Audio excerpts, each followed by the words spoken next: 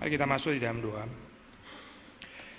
Tuhan, kami bersyukur Engkau memberi kepada kami saat-saat di mana kami boleh datang beribadah kepada Tuhan. Kami memohon supaya Tuhan ada di tengah-tengah kami dengan perenungan Natal pada hari ini. Sekali lagi menggugah hati kami, membakar hati kami, menghangatkan, membawa kami kepada cinta yang lebih dalam kepada Tuhan. Dan pemahaman akan cinta kasih Tuhan yang sulit untuk kami pahami itu. Kami berdoa supaya Tuhan menolong seluruh perenungan ini dari awal sampai dan akhir. Demi Yesus Kristus kami berdoa, kami bersyukur. Amin. Saya bersyukur untuk kesempatan ini. Di Eropa kita sudah selesai merayakan Natal di kalender minggu yang keliru somehow. Sudah mulai dari awal bulan Desember, lalu minggu ya Advent 1, Advent 2, Advent 3. Hari ini sebetulnya adalah masih Advent 4 deh, ya, Advent 4. At least pagi ini Advent 4 sih. Lalu malam nanti baru ya so called malam Natal ya, Holy Night. Tapi ayat yang akan kita renungkan bersama-sama saya ambil bukan dari kalender gereja Minggu Advent 4, tapi lebih kepada renungan Natal malam ya. Saya mengikuti kalender gereja di Jerman as usual. Ayat yang diambil ini menarik karena dia mengambil dari Galatia 4 ya, Galatia 4 yang ya bukan cerita Natal sama sekali, tapi ini dipilih untuk perenungan malam Natal ya. Galatia 4 kita membaca ayat 4 sampai dengan ayat yang ke-9 ya. Galatia 4 ayat 4 sampai 9. Kita membaca bergantian, saya baca yang genap, sudah baca yang ganjil. Tetapi setelah genap waktunya maka Allah mengutus anaknya yang lahir dari seorang perempuan dan takluk kepada hukum Taurat. Ia diutus untuk menebus mereka yang takluk kepada hukum Taurat, supaya kita diterima menjadi anak. Dan karena kamu adalah anak, maka Allah telah menyuruh roh anaknya ke dalam hati kita yang berseru, Ya Aba, Ya Bapa. Jadi kamu bukan lagi hamba, melainkan anak.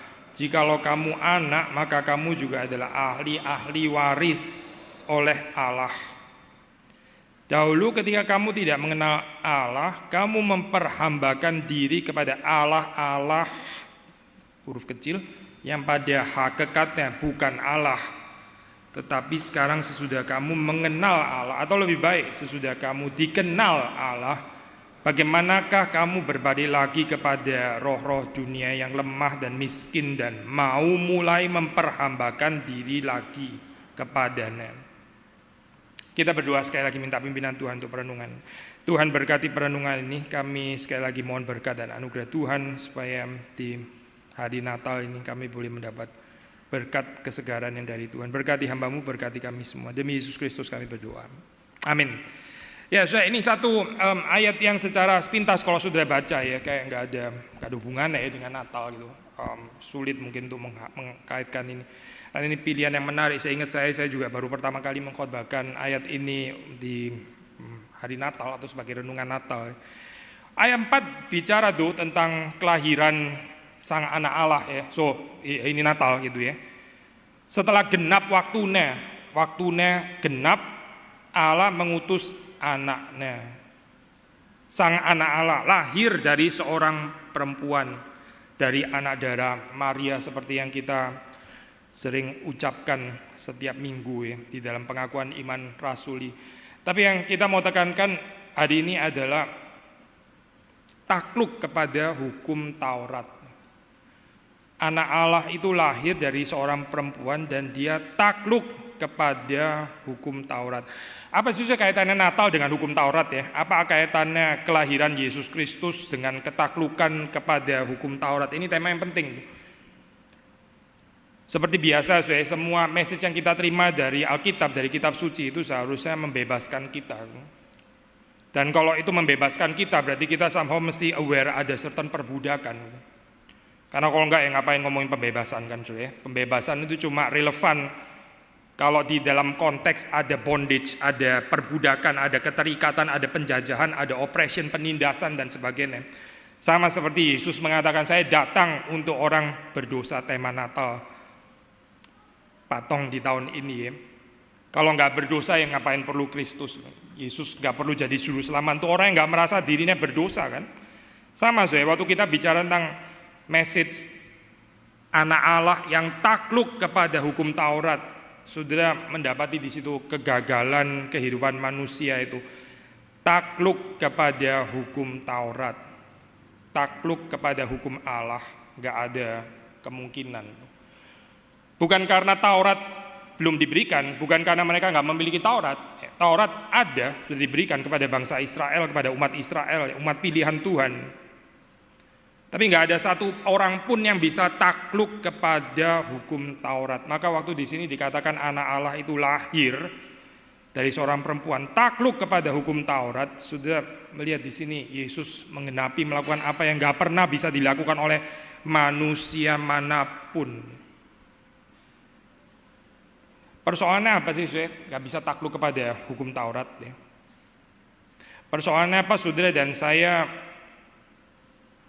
gak bisa sepenuhnya memenuhi tuntutan hukum Taurat. Persoalannya sederhana, saudara, karena kita lebih menjalani kehidupan ini sebagai budak daripada anak.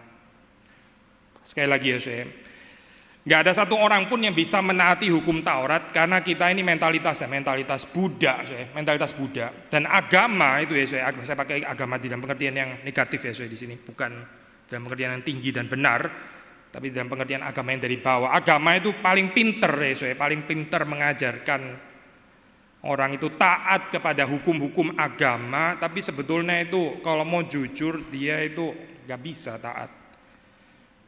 Ada berbagai macam bentuk spiritualitas. Salah satu yang sangat terkenal yaitu spiritualitas kompensasi. Spiritualitas kompensasi. Sebetulnya kita gagal di dalam area-area dan kita itu sebetulnya tahu kalau kita gagal di sana. Gitu. Ada orang gagal di keluarganya. Ada orang gagal menguasai emosinya. Ada orang gagal di marketplace, di dalam kehidupan berdagang. Ada orang gagal di sini dan di sana. Tapi dia bisa compensate. Saya boleh nggak jujur di dalam perdagangan, di dalam kerja, tapi saya kasih perpuluhan loh, dan saya lebihin loh, bukan 10% ya. Saya dukung loh itu pekerjaan Tuhan, kompensasi kan ya. Keluarga saya rada berantakan, saya nggak dihargai oleh anak saya, tapi saya pelayanan gerejawi loh ya. Saya aktif loh di gereja, kompensasi kan.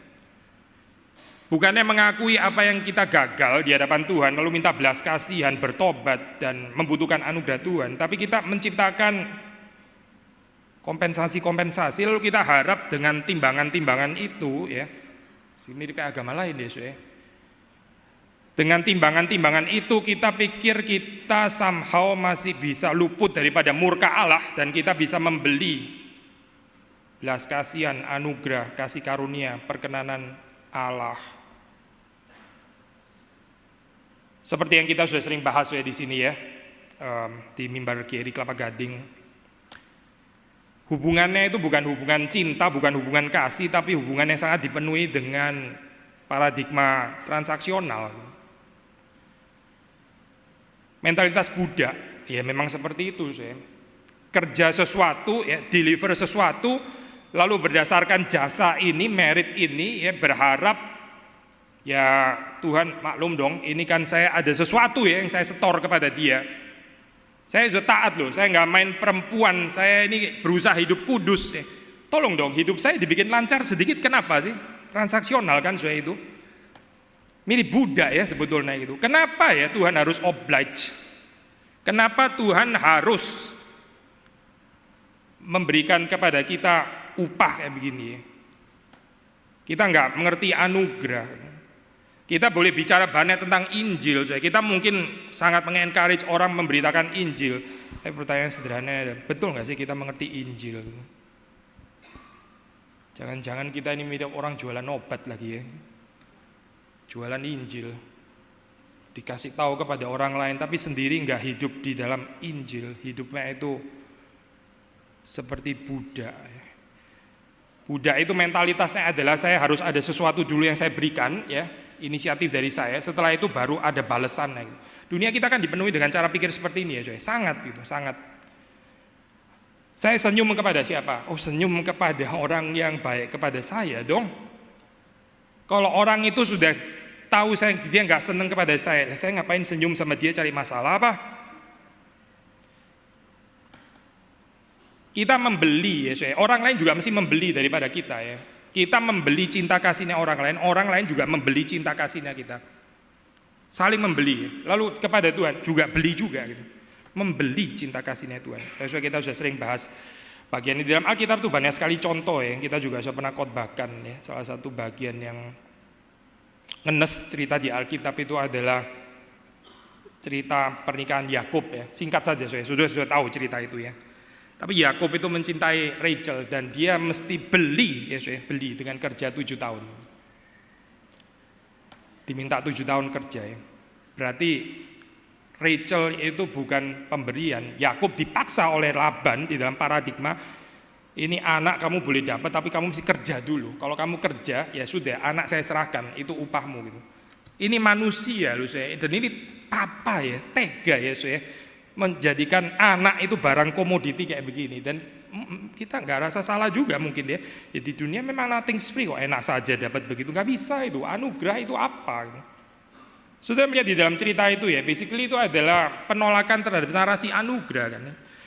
Laban sepertinya nggak bisa melihat nggak bisa menerima bahwa dia menerima Rachel itu sebagai pemberian Tuhan tapi sebagai miliknya dia ya jasanya dia.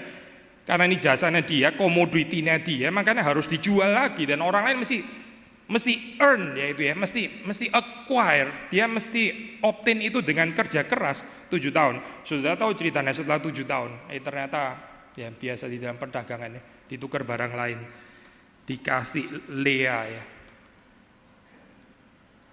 Yakub kurang cinta kepada Lea.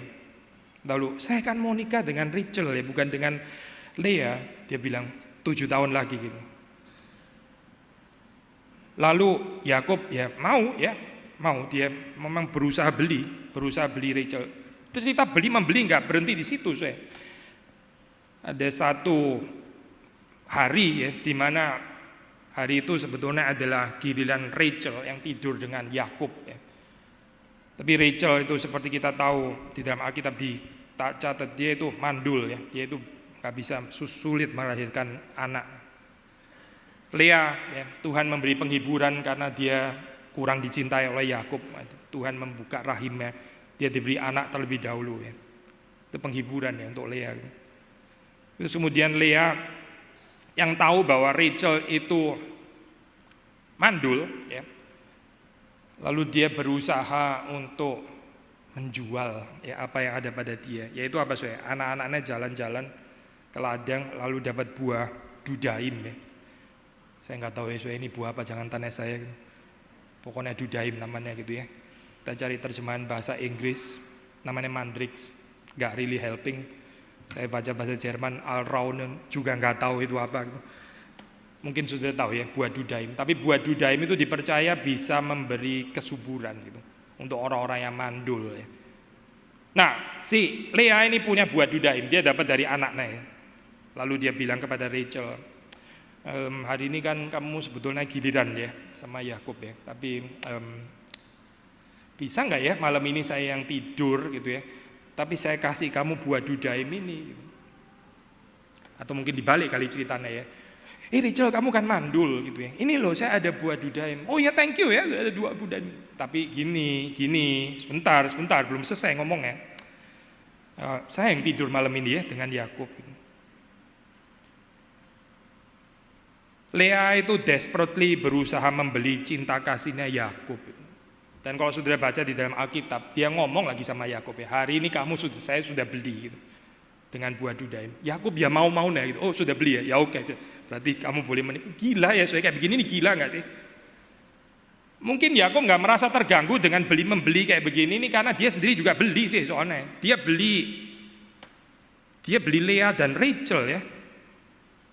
Even Lea yang nggak dicintai pun dia harus beli loh, itu barang keliru pun dia beli itu. Rachel beli lagi. Akhirnya terus kemudian orang mau mendapatkan cintanya Yakub pikir ya kamu mau beli ya silakan, memang dunia kayak begini beli membeli. Kasihan ya orang hidup seperti ini. Di dalam kehidupannya itu nggak ada kemerdekaan, nggak ada kebebasan. Karena apa-apa dia mesti beli, apa-apa dia mesti tanam jasa dulu gitu ya. Apa-apa dia mesti setor dulu ya, apa-apa harus ada performance, achievement, ada apa baru dilirik orang. Dunia kita kan memang penuh saya dengan hal-hal seperti ini. Di dalam hal apa saya Natal ini membebaskan? Ya karena Kristus turun mau membebaskan kita daripada keterkutukan ini. Keterkutukan beli-membeli yang melelahkan. Saudara-saudara akrobat, susah, lelah, berusaha semaksimal mungkin tetap gak dianggap, tetap gak dihargai. Saudara merasa sakit kenapa saya dihina gitu. Lalu saudara berjuang mati-matian untuk sekedar mendapatkan penerimaan. Justru Yesus datang sebagai manusia. Dia takluk kepada hukum Taurat karena dia satu-satunya yang bisa melakukan hukum Taurat tanpa ulterior motif. Dia melakukan hukum Taurat karena cintanya kepada Bapa, karena persekutuannya dengan Bapa, itu saja gitu. Dia bukan melakukan hukum Taurat supaya hidup ini kenapa sih nggak bisa lancar? Bukan karena itu sebenarnya. Dia bukan melakukan hukum Taurat kan bisa nggak sih kasih kesehatan setelah saya taat? Bukan.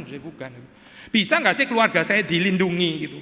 Bisa nggak saya nggak dihina oleh orang lain? Bisa nggak sih saya tolong dihargai setelah saya taat kepada Tuhan? Gitu. Selalu ada ulterior motif yang lain ya. Selalu ya. Bisa nggak sih saya dapat posisi di dalam gereja kalau saya sudah melayani? Selalu ada sesuatu yang lain. Saya kemarin mendengarkan lagi khotbah yang sangat menyegarkan dari ini, Paris Redhead. Saudara bisa search, itu salah satu khotbah yang sangat powerful. 10 shekels dia khotbah dari Perjanjian Lama. Atau kombinasi khotbah ya, ada kompilasi khotbah. Total kira-kira 30 menit itu dari banyak revivalist ya. Salah satunya adalah Paris Redhead ya. Ya dari khotbah cuplikan 10 shekel itu ya. Kalau saudara mau cari yang kompilasi khotbahnya, saudara bisa search bahasa Inggris, most anointed preachings ever heard. Most anointed preachings ever heard, saudara bisa search sendiri ya. Khotbah yang sangat membakar. Lalu Paris Redhead itu mengangkat isu ini ya saudara. Tuhan itu sebetulnya apa sih di dalam kehidupan kita gitu. Allah itu seperti apa di dalam kehidupan kita?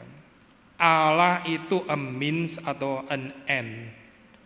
Allah itu sarana ya untuk sesuatu yang lain, atau dia adalah tujuan itu sendiri.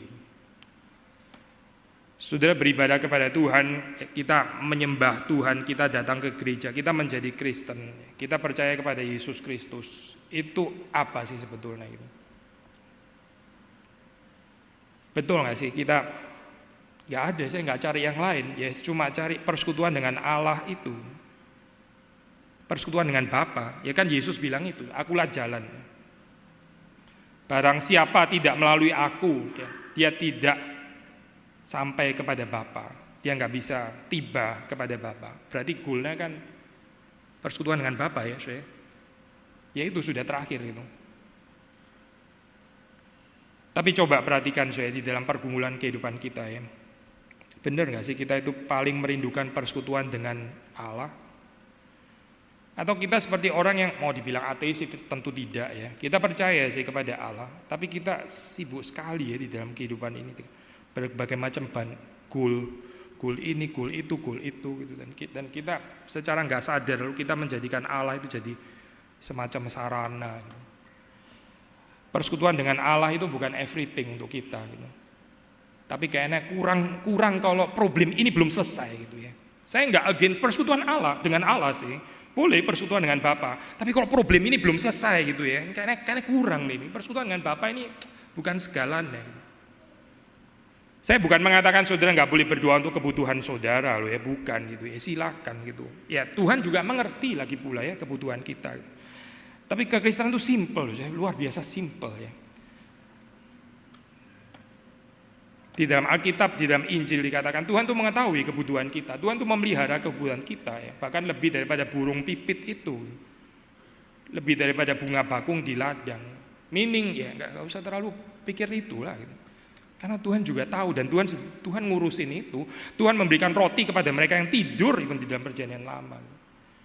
Supaya kita bisa simpel, bisa sederhana ya, Hidup itu apa, Soe? Hidup itu ngurusin kerajaan Allah, Soe. Kerajaan Allah.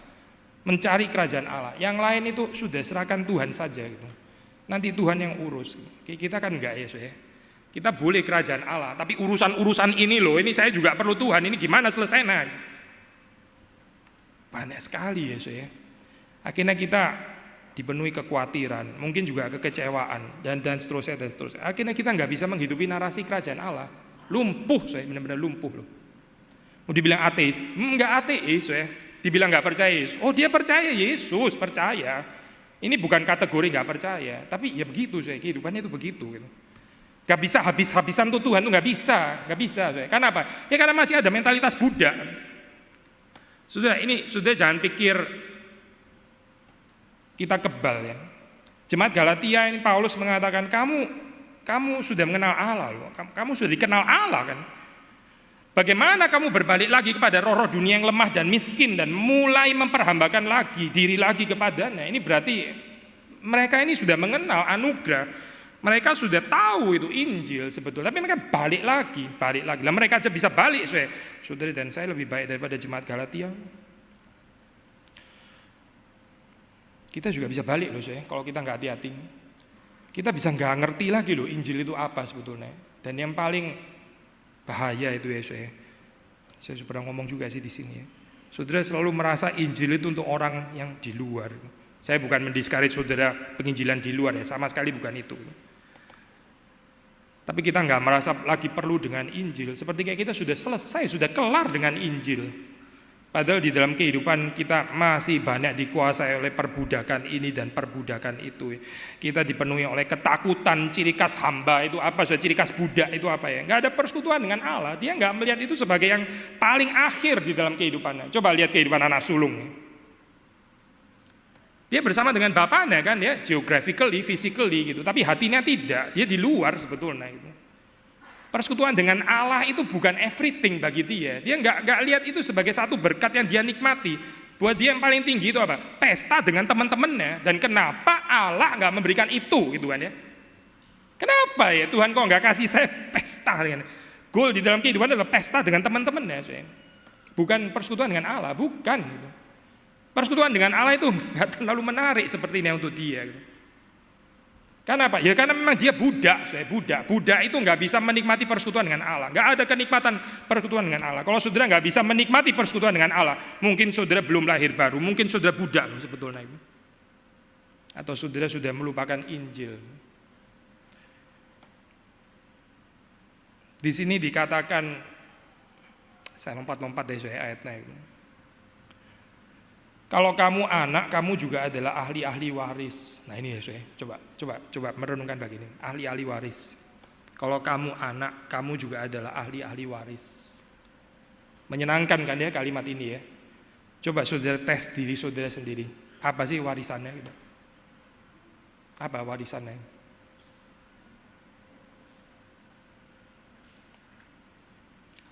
Kalau saudara bilang ya nggak tahu uang kali ya, berkat apa gitu ya, sedikit mirip kayak anak bungsu ya, mana warisan saya gitu, mana dong, kasih saya, kan saya ahli waris, saya anak, mana ini uangnya, biar saya pakai, sudah nggak usah dikekang lagi. Warisannya itu uang, warisannya adalah kebebasan pribadinya dia gitu ya. Padahal itu bondage, padahal itu perhambaan, itu perbudakan. Dia nggak sadar, dia pikir itu kebebasan, ya itu warisannya dia minta warisannya.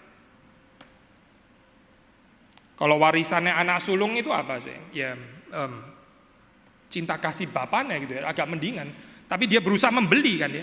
Saya ini bertahun-tahun loh taat kepadamu. Saya melakukan apa yang kamu mau, perintahmu itu aku lakukan. Tapi nggak sekalipun engkau memberikan kepadaku pesta ya, dalam kurung sebagai balesan, sebagai upah. Ya. Bapaknya bingung. Lah kalau mau pesta ya tinggal pesta aja doh. Yang kan milik saya ya milikmu juga. Ternyata enggak ya, ternyata dia enggak merasa memiliki bersama. Dia merasa sebagai budak yang kalau mesti pesta ya, mesti dibikinin pesta oleh papanya. Karena mentalitas budak.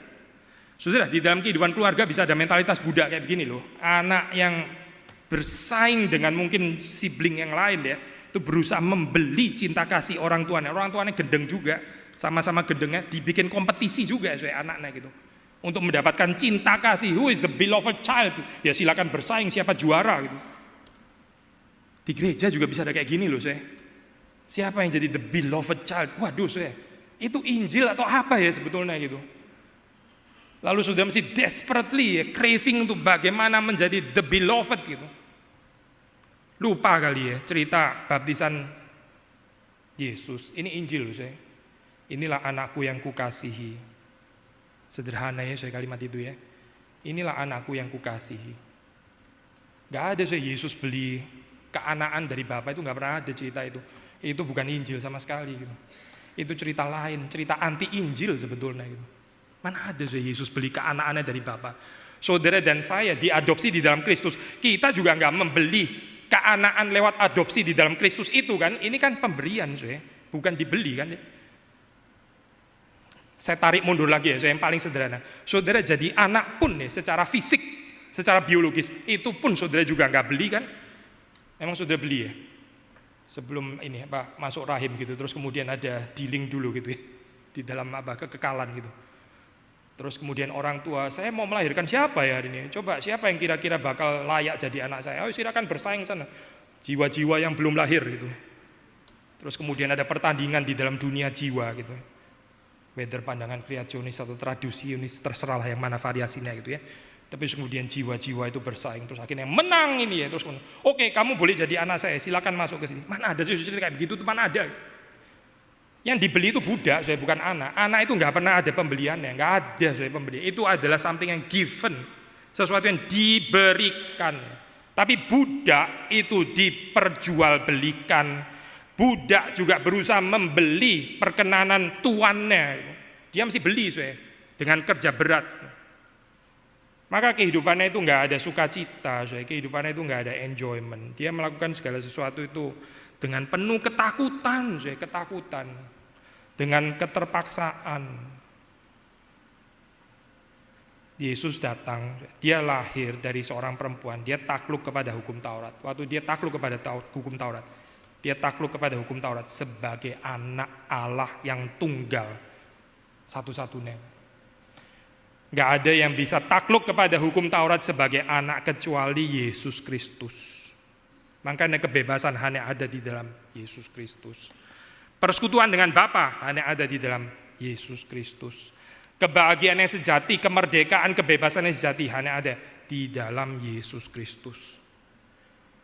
Karena tanpa Yesus Kristus kita semuanya bukan gak berurusan dengan hukum Taurat, masih berurusan. Bukan gak beragama, beragama. Bukan gak berdoa, berdoa. Bukan gak beribadah, beribadah kita. Tapi sebagai budak, Saudara kasih persembahan sebagai budak, saudara melayani sebagai budak. Bahkan saudara di kehidupan keluarga melakukan tanggung jawab juga sebagai budak. Saudara bekerja juga sebagai budak. Sebenarnya dalam hati pikir gimana ya caranya hidup ini pensiun dini supaya nggak usah kerja lagi. Karena apa? Ya karena saudara kerja sebagai budak sih soalnya gitu. Nggak ada persekutuan dengan Bapa waktu bekerja, nggak ada. Jadi saudara memperbudak diri, tapi saudara bilang ya ini necessary evil, apa boleh buat gitu. Orang mesti makan dan makan mesti kerja. Ya sudahlah terima saja kutukan yang namanya kerja ini. Gitu. Orang punya anak kepingin cepet-cepet dia itu nikah gitu ya, supaya dia nikah. Karena apa? Karena mendidik anak juga kutukan juga. Kenapa? Ya karena budak saya itu.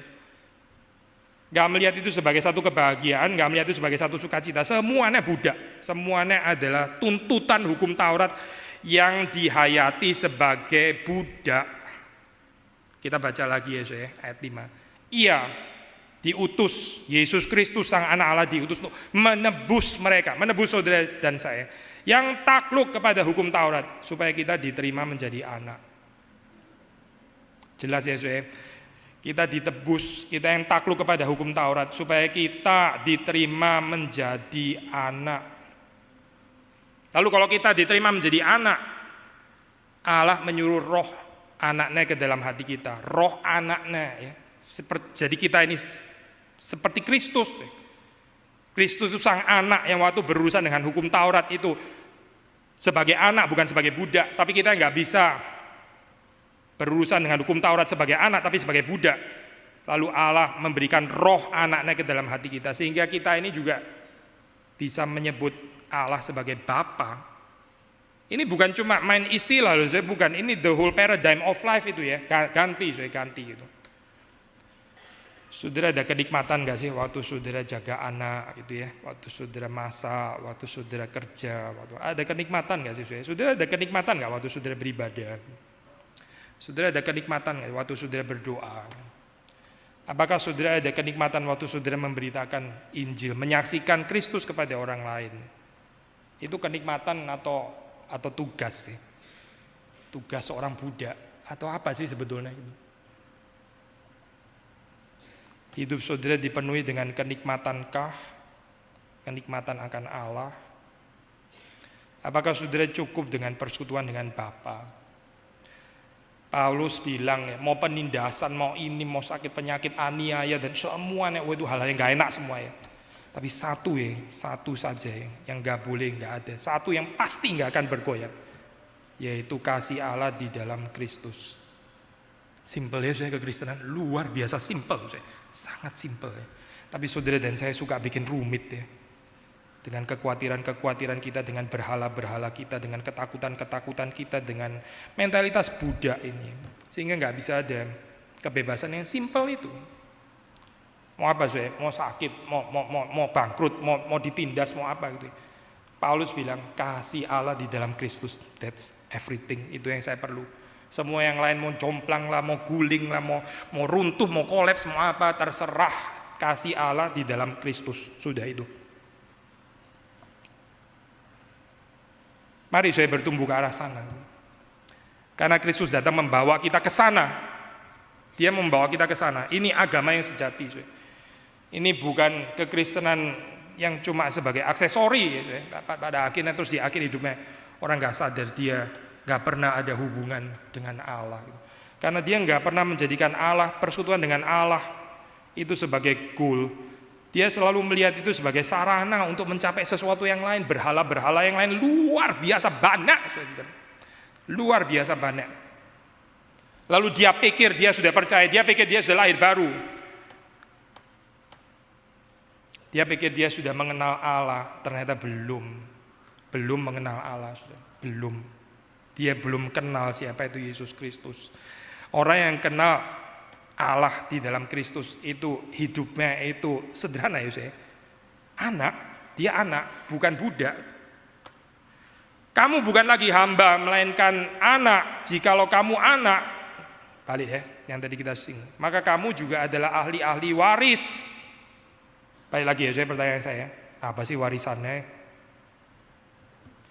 Bagaimana saudara membaca ayat ini, mengartikan, menginterpretasi, memaknainya, itu menentukan kita kenal Tuhan atau enggak. Apa sih warisannya? Warisannya sederhana. Saudara mewarisi Kristus. Kristus dan semua yang ada padanya. Gak ada yang lebih tinggi saudara daripada itu gitu. Gak ada.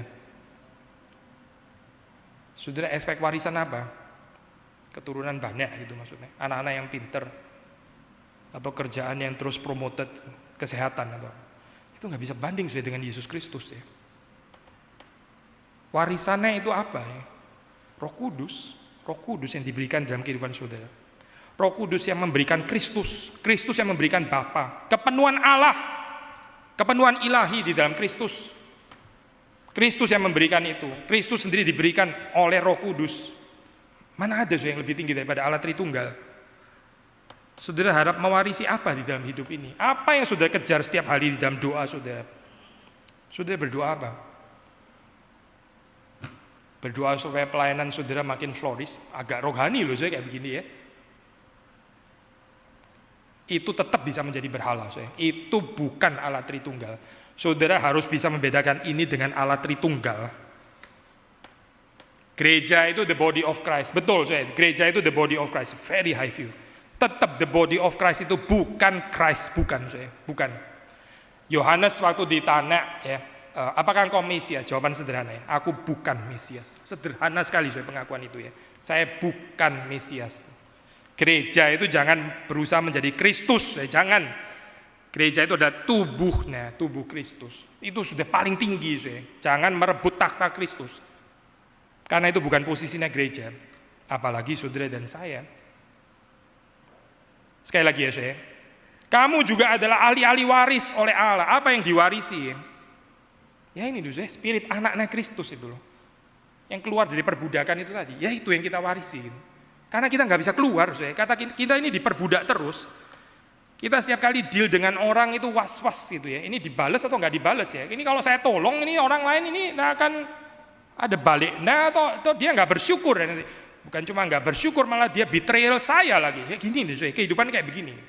Di dalam dunia itu penuh sekali dengan kayak begini.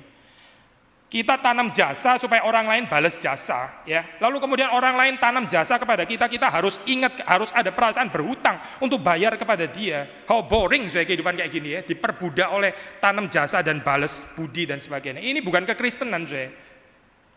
Ini mungkin culture tertentu gitu, mungkin culture timur. Oh baik sih, at least lebih baik daripada orang nggak tahu balas budi kan, betul kan ya?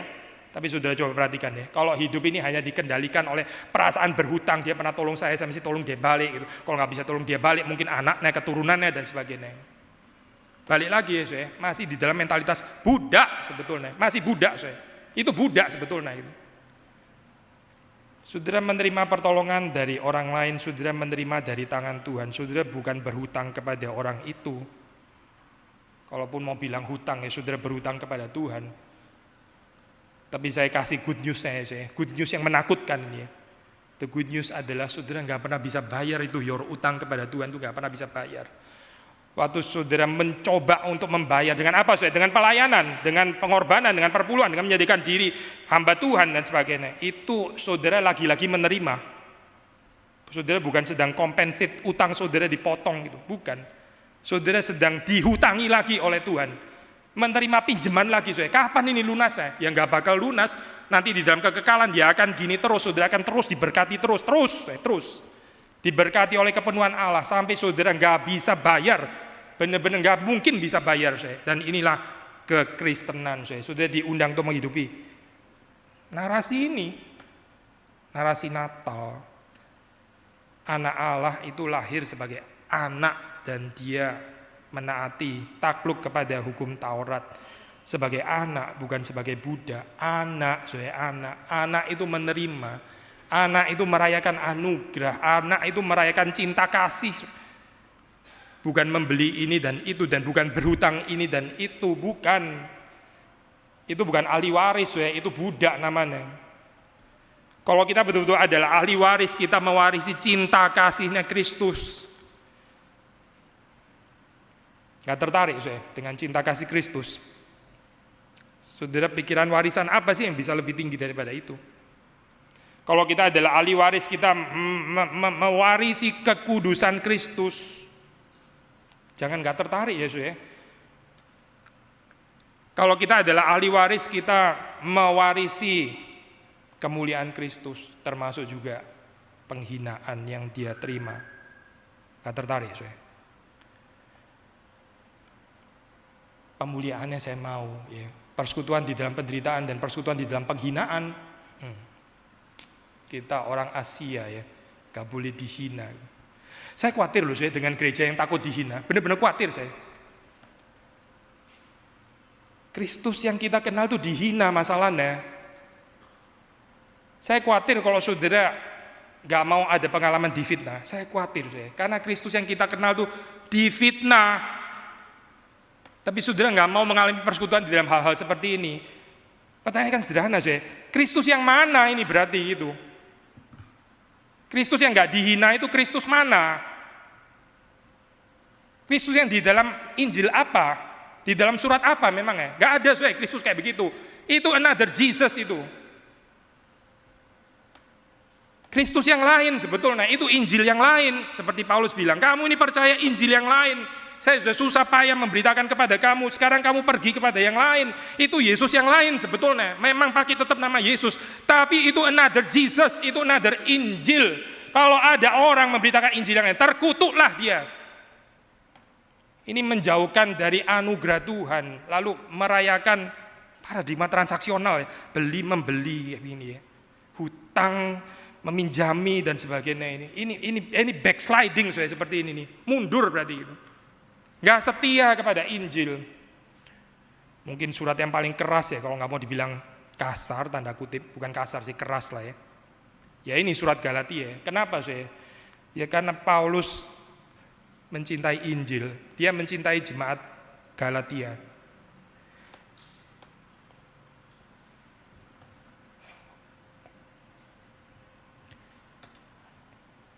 Saudara, kita harus nggak rela ya, so, kalau melihat ada orang nggak bisa menghidupi Injil, saudara harus terganggu.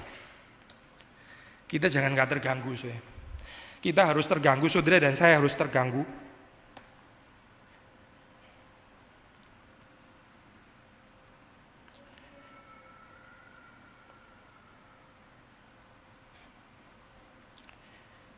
Kalau kita sendiri gagal menghidupi Injil, harus terganggu saya. Kenapa ya hidup saya kok saya makin lama nggak mengerti anugerah? Kenapa saya mesti membeli perkenanan? Kenapa kayak gini? Kenapa jadi seperti ini? Gitu? Kenapa kok nggak bisa bebas ya? Mencintai dan dicintai. Kenapa ini nggak bisa bebas ya? Kenapa selalu harus ada ulterior motif? Kenapa? Kenapa selalu harus dicemari dengan perbudakan? Kenapa? Paulus nggak rela soal jemaat yang pernah dia layani itu menjadi seperti dia nggak rela. Dia mempersiapkan jemaatnya itu sebagai mempelai Kristus ya, yang menghidupi narasi kerajaan Allah, yang habis-habisan untuk kerajaan Allah, yang nggak khawatir untuk urusan ini dan itu ya, yang nggak perlu menjadikan Allah itu sebagai sarana. Ngapain jadiin Allah jadi sarana? Dia itu goal yang paling tinggi. Sudah mau ada goal apa lagi sih selain Allah? Selain Allah Tritunggal memang ada apa lagi? Apa yang bisa lebih tinggi daripada Allah Tritunggal itu apa memangnya? Kita Kristen kan saya.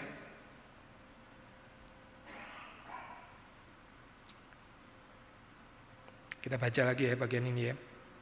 Jadi kamu bukan lagi hamba, melainkan anak. Jikalau kamu anak, maka kamu juga adalah ahli-ahli waris. Kamu ahli-ahli waris. Berbahagialah mereka yang miskin, karena mereka yang punya kerajaan Allah, mewarisi kerajaan Allah. Tapi nggak mewarisi kerajaan dunia sih for sure. Saudara kecewa nggak mewarisi kerajaan dunia? Saudara kecewa bukan sebagai the beloved child gitu, nggak berhasil memenangkan kompetisi mendapat cinta kasihnya orang tua atau perhaps mertua atau suami atau istri atau anak. Ada orang tua agak gendeng ya, saya tanya sama anaknya, kamu lebih sayang papa atau mama? Wih gila ya saya ini. Dia pun sedang berkompetisi merebut cinta kasih anaknya. Kalau bilang mama, terus dia tersinggung, saya papa. Ini sakit ya saya, semua orang sakit ini, sakit. Kenapa sakit saya? Ya karena nggak percaya Injil, makanya jadi sakit. Sakit saya. Tapi Yesus datang untuk orang sakit. Yesus datang untuk orang sakit seperti ini, untuk saudara dan saya. Dia mau membebaskan kita, supaya kita jangan menjadi orang sakit yang diperbudak kayak begini. Kamu juga adalah ahli-ahli waris. Kristus itu cukup, saya betul-betul cukup. Dia itu segala-galanya. Everything yang saudara perlu itu cuma Kristus. Setiap hari saudara harusnya khawatir, saudara harusnya mengejar kepenuhan itu lebih daripada semua yang lain, lebih daripada kebutuhan-kebutuhan. Bukan nggak boleh, saudara boleh doakan anak yang sakit lah, ini apa, silakan. Tapi ini jangan mendistract your eagerness, ambisi saudara untuk mendapatkan kepenuhan Kristus, karena ini yang everything, ini yang benar-benar mutiara. Yang lain itu cuma kantongan kresek lah, atau sapu lidi dan sebagainya. Kok gini-gini sih yang dicari itu? Gak tahu apa yang bisa diwarisi dan menukar dengan sesuatu yang lain. Saudara, kita pernah bahas cerita parable kerajaan Allah kan ya. Itu ada orang yang dia menjual semuanya. Dan di dalam gambaran bahasa aslinya sebetulnya bisa dijelaskan bahwa dia pernah punya mutiara. Dia memang adalah orang yang kolektor mutiara atau pedagang mutiara. Tapi begitu dia ketemu mutiara yang satu itu ya, itu dia jual semua supaya dia bisa dapat itu. Nah ini jangan salah tafsir ya, ini kan perumpamaan. Nanti saudara pikir salah, lu katanya nggak boleh jual menjual, katanya nggak bisa dibeli, sekarang mau ngomong beli. Bukan itu saya, poinnya bukan di sana gitu. Saudara jangan distracted dengan kata jual beli, nah ya bukan gitu. Tapi penekanannya di situ adalah dia merasa selama ini yang dia anggap warisan, yang dia anggap berharga itu ternyata sampah, ternyata sampah. Makanya dia jual semuanya gitu. Ini apa ya artinya mutiara? Saya baru tahu ada mutiara seperti ini ya. Maka dia tinggalkan semuanya, dia tukar untuk bisa dapat mutiara itu. Kristus, Allah Tritunggal, kepenuhan Roh Kudus, kepenuhan Kristus, kepenuhan Allah, kepenuhan ilahi. Ya ini yang saudara dan saya akan warisi. Sorga itu adalah sorga karena kita mewarisi ini, saudara. Karena kita melihat Allah itu muka dengan muka. Kalau di dalam kebaktian kita cuma bisa mencicipi Allah yang menghadapkan wajahnya kepadamu, cicipan saja, saudara. Tapi di sana bukan cicipan, kita menikmati di dalam segala kepenuhannya, saudara. Tertarik nggak saudara dengan narasi ini? Kalau saudara tertarik, saudara adalah orang-orang yang diberkati. Saudara adalah anak-anak Allah. Karena kita adalah ahli waris. Dahulu ketika kamu tidak mengenal Allah, kamu memperhambakan diri kepada Allah-Allah yang pada hakikatnya bukan Allah. Kalau Allah nggak menjadi segala-galanya di dalam kehidupan kita, perhatikan ya saudara, Allah-Allah palsu itu sudah siap untuk memperhamba kita, memperbudak kehidupan kita. Yang namanya perbudakan itu saya, pasti nggak ada kebebasan, Contoh sederhana saya, kebebasan apa sih saya? Kebebasan mencintai saja, kebebasan mengampuni, coba kebebasan mengampuni. Orang yang diperhamba saya, itu nggak bisa bebas mengampuni, nggak mungkin saya, nggak bisa mengampuni, nggak bebas. Mengasihi, ya itu tadi ya, sangat didikte dengan siapa baik, siapa nggak baik, siapa baik sama keluarga saya, siapa nggak baik keluarga saya. Mengasihi musuh, nggak mungkin ada itu.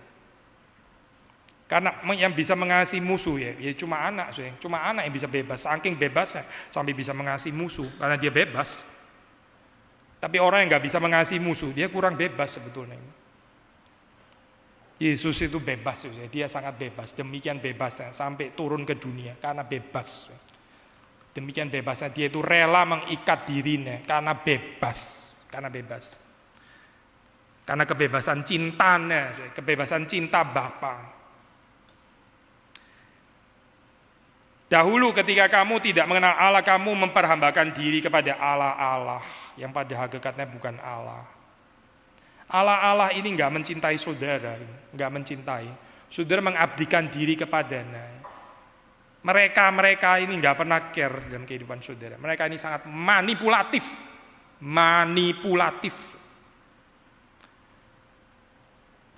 Sekali lagi ya, saya pernah ngomong kalimat ini di sini gitu. Saudara mencintai uang misalnya itu. Uang enggak pernah akan mencintai saudara. Saudara bodoh.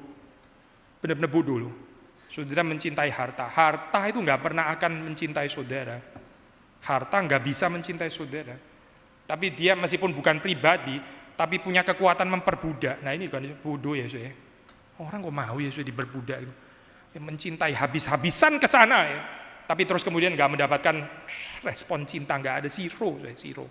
Malah hidupnya dibikin reduktif.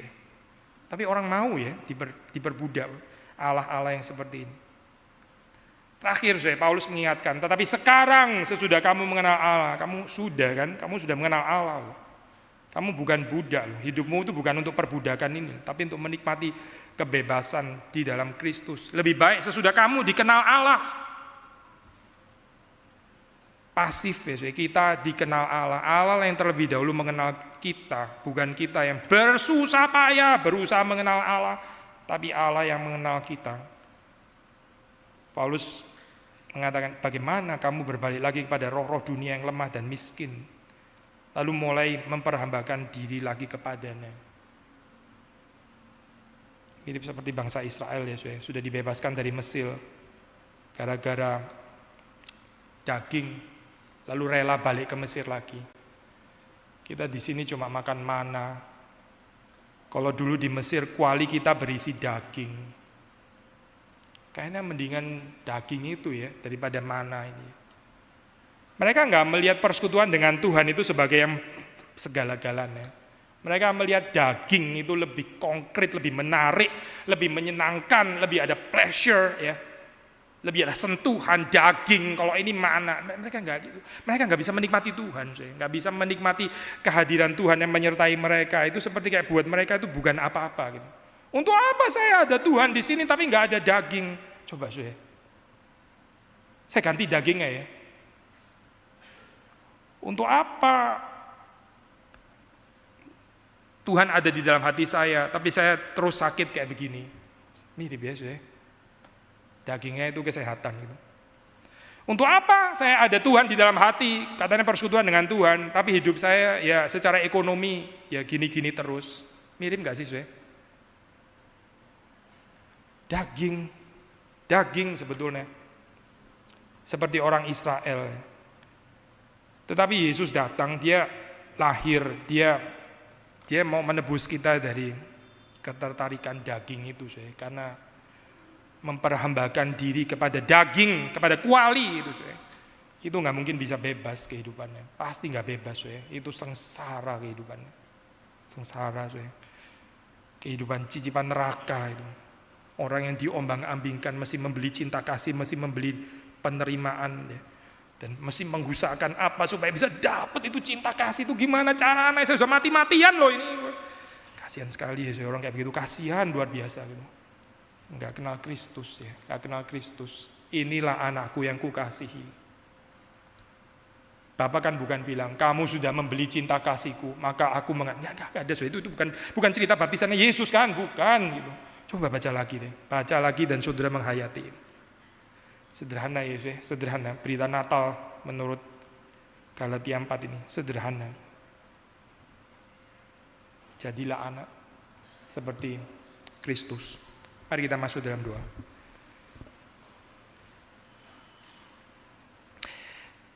Tuhan, bebaskanlah kami dari segala berhala, perhambakan, perbudakan yang memberi kepada kami ini ketakutan, kegelisahan, hidup yang kurang sukacita, tidak bisa menikmati, gagal beribadah kepada Tuhan, penuh dengan kekhawatiran. Ampuni kami Tuhan, kami seperti orang-orang yang tidak mengenal Engkau, padahal Engkau mengenal kami. Kami berharap supaya kami semakin mengenal Engkau. Di dalam kalimat-kalimat yang sederhana yang disaksikan, dinyatakan di dalam firman-Mu, tolong kami menghidupinya. Bukan cuma sebagai satu slogan kosong, retorika, tapi tidak pernah menjadi daging di dalam diri kami. Hanya menjadi ide-ide yang menarik, yang kami sendiri tidak tertarik mungkin untuk menghidupi dan mengalaminya. Bebaskanlah kami Tuhan dari segala dosa, bebaskan kami dari kemerdekaan yang palsu, bebaskan kami dari mentalitas budak, karena kami sudah diangkat sebagai anak di dalam Kristus. Berkatilah jemaat-Mu, berkati kami, supaya kami boleh berjalan di dalam jalan Tuhan, menghidupi narasi Injil, menghidupi narasi kerajaan Allah. Demi Yesus Kristus kami berdoa, kami bersyukur. Amin.